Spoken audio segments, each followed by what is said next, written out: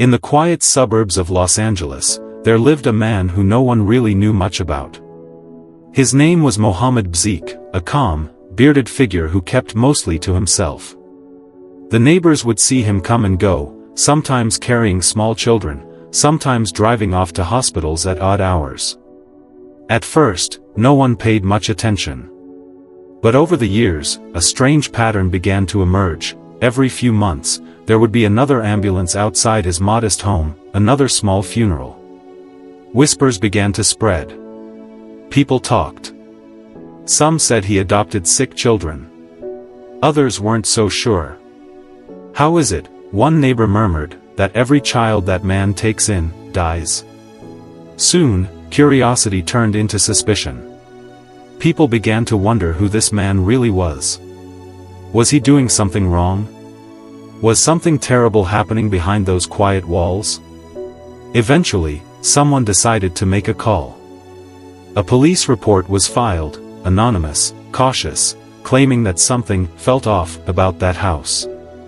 When the authorities arrived, they didn't find a criminal. What they found was something else entirely.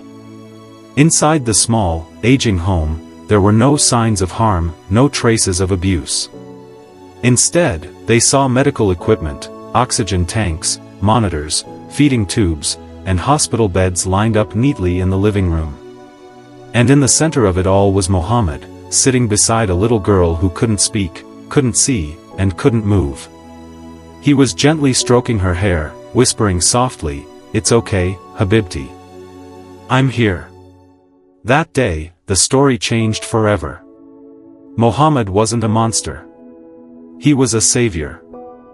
For over 3 decades, this man had been taking in terminally ill foster children, the ones no one else wanted, and caring for them until their final breath.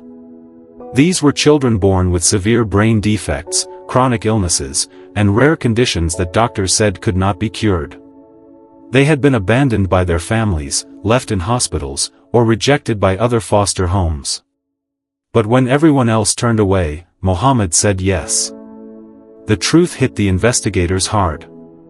The reason the children died was not because of him.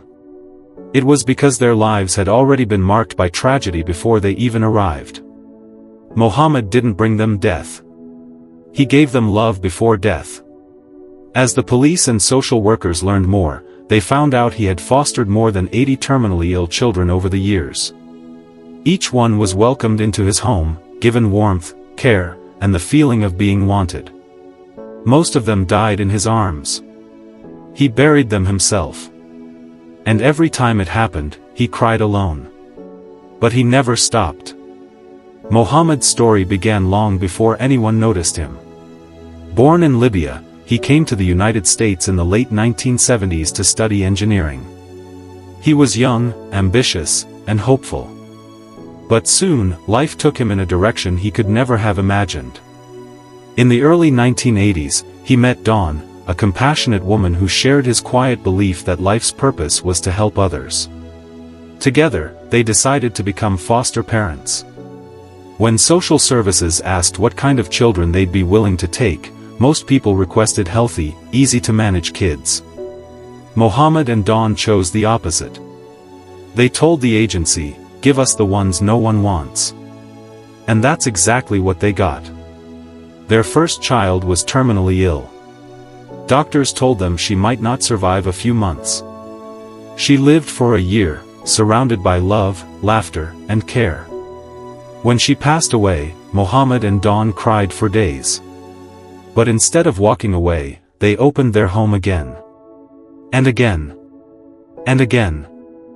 Over time, their house became known in the foster system as the place for the impossible cases, the last resort for children who had no chance left. Nurses, social workers, and doctors knew that if a dying child needed a home, Mohammed would take them in without hesitation. But behind this compassion was a cost few could bear. Mohammed and Dawn spent nights awake beside sick babies, watching over them, checking their breathing, giving them medicine. Some nights, they'd wake to silence, and realize another child was gone.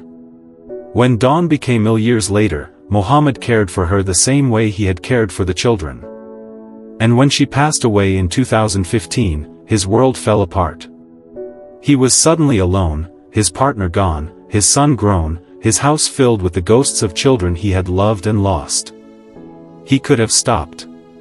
No one would have blamed him. But he didn't. Even in his grief, he continued fostering terminally ill kids. "I made a promise," he said softly, "to never let them die alone."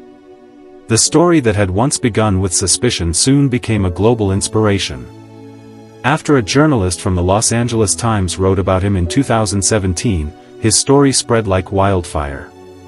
Millions of people around the world were moved by the image of a man who had dedicated his entire life to caring for children who would never grow up. When reporters visited his home, they found him sitting beside a little girl named Angelina, who had a severe brain condition. She couldn't see, hear, or move. Her tiny body was covered in medical tubes, her life sustained by machines. Yet Mohammed treated her as if she were his own daughter. He talked to her, sang to her, and kissed her forehead every morning before beginning another day of constant care. "She doesn't respond," one reporter asked. "How do you know she feels your love?" Mohammed smiled. "I don't need her to answer. I can feel it. Love doesn't always need words." His days are long and exhausting. He sleeps only a few hours a night.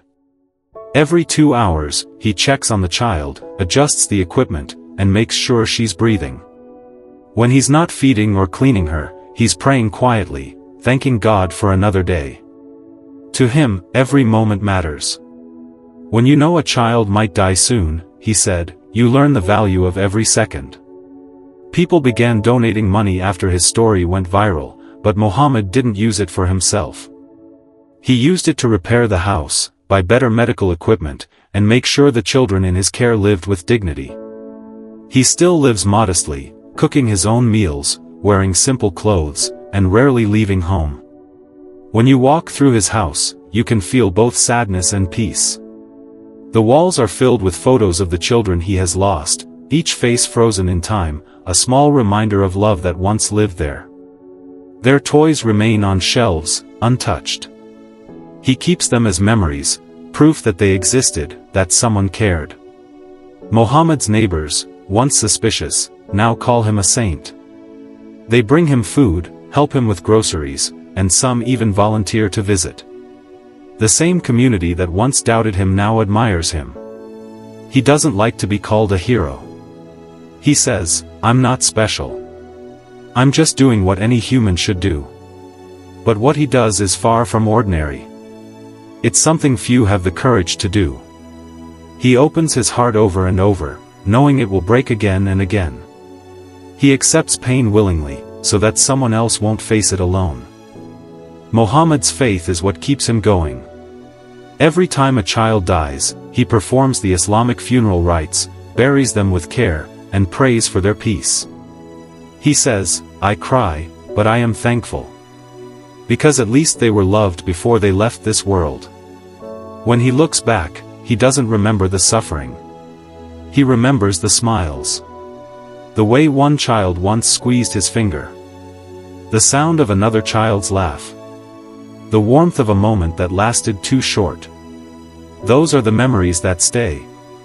Sometimes, late at night, when the house is quiet and the machines hum softly, Mohammed sits beside the crib, looks up, and whispers, "Ya Allah, give me strength to keep going." And somehow, every morning, he finds that strength again. The man once suspected of something dark turned out to be one of the brightest lights in the city. A symbol of kindness in its purest form. His life reminds the world that not all heroes wear uniforms or carry medals. Some sit quietly in a small room, holding the hand of a dying child, whispering love into their final moments.